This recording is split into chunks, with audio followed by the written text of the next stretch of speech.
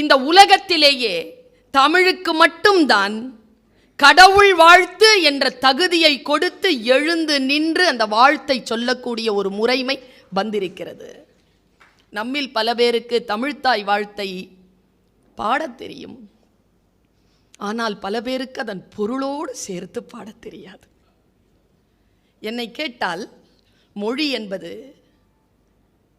உணர்வுகளை கடத்தக்கூடிய ஒரு ஊர்தி மட்டுமல்ல, நமக்குள் நம் ஆன்மாவை தேடுவதற்கான ஒரு வாய்ப்பு கிடைக்கக்கூடிய அற்புதமான வரம்தான் அந்த மொழி.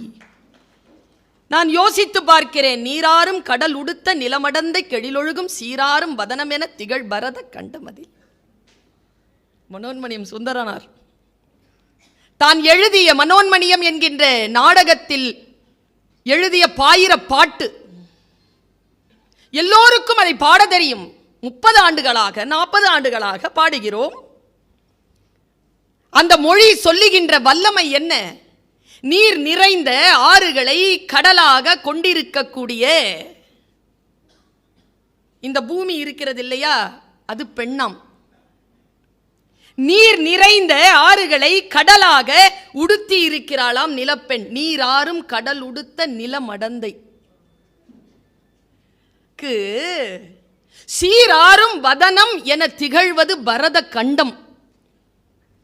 அழகிய இந்த முகமாக திகழ்வது பாரத திருநாடு. அதில் தெக்கணமும் அதில் சிறந்த திராவிட நல் திருநாடும்.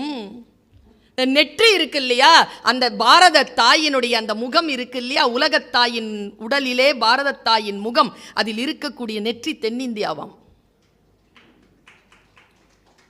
அதில் வைத்திருக்கக்கூடிய பொட்டு திராவிடமாம். அதிலிருந்து வரக்கூடிய வாசனைதான் அந்த தமிழாம்.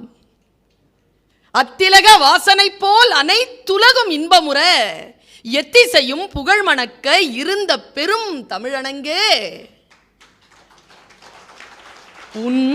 எனக்கு அங்கதாங்க நான் ரசித்து துடிக்கிறேன்.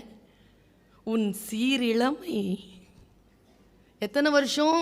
Minimum 10,000 years.